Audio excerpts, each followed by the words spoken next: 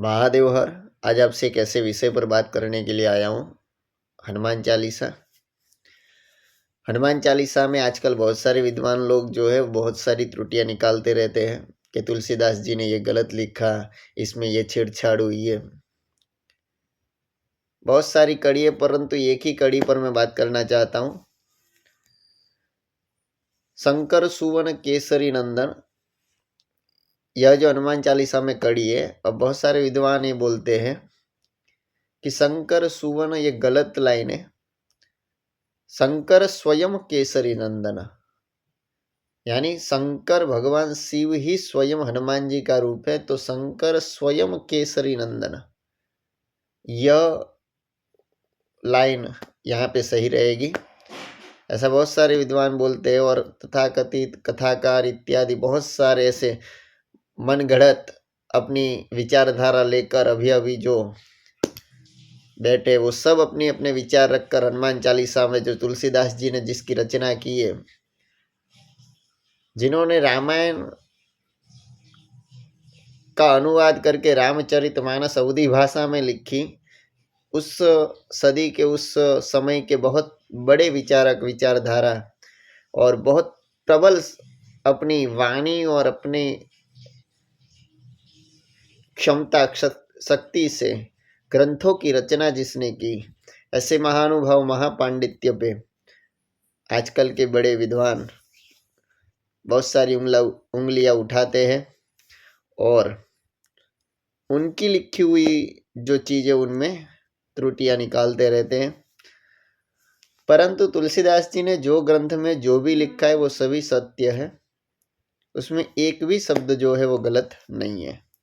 शंकर स्वयं केसरी नंदन, यह लाइन कभी नहीं आ सकती है। शंकर सुवन केसरी नंदन, यही परफेक्ट लाइन है, इसमें कोई त्रुटि नहीं है।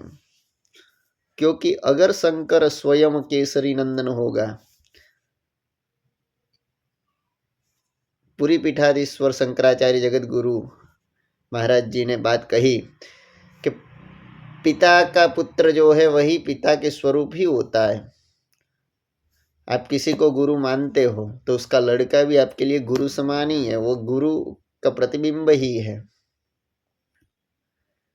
ऐसे पिता ही पुत्र का अवतार लेके आता है, क्योंकि आत्मा से तो एक ही है दोनों, पिता ही पुत्र है और पुत्र ही पिता है, इसमें कोई भेद नहीं है। परंतु वेद दृष्टि से बहुत सारे भेद है। पूरी शंकराचार्य जी ने इस विषय पर बहुत अच्छा वक्तव्य दिया है और बहुत अच्छी बात कही है। शंकर स्वयं केसरी नंदन नहीं हो सकता, क्योंकि शंकर जी के अंश अवतार तो हनुमान जी महाराज है, रुद्रांश तो है ही, परंतु शंकर सुवन केसरी नंदन क्योंकि अंश है।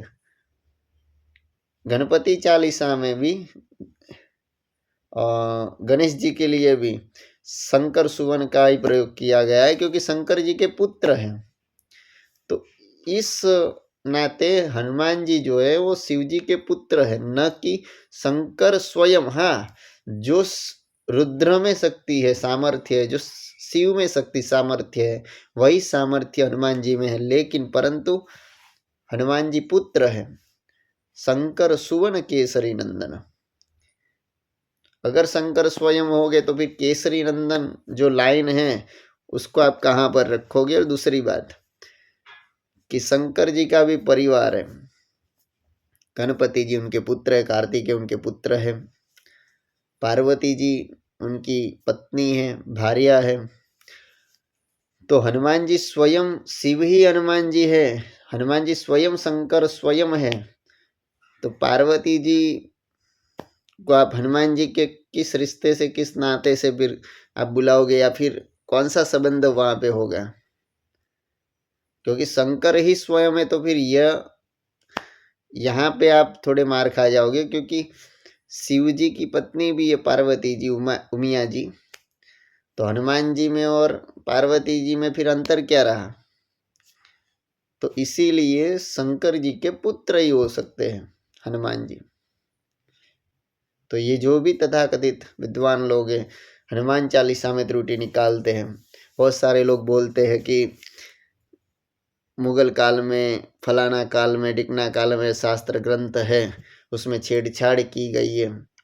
तो ऐसे ही वक्तव्य देते रहेंगे तो फिर पढ़ेगा कौन, और फिर उस चीज़ को कोई पढ़ना नहीं चाहेगा, क्योंकि मिलावट हो चुकी है, ये सोच कर ही कोई उस ग्रंथ को हाथ नहीं लगाएगा। तो ये सब मन गढ़ंत कहानी और बातें बनाने वाले सभी विद्वान जनों को इतना कहना चाहता हूँ कि आप इतने बड़े नहीं हुए हो कि आप तुलसीदास जी में त्रुटि निकाल सकते हो। चाहे कितने भी स्वर्ण सिंहासन पर बैठकर आप बड़े महात्मा क्यों न बन जाओ, लेकिन उस युग के, उस समय के जो महानुभाव है वो श्रेष्ठ पूजनीय है।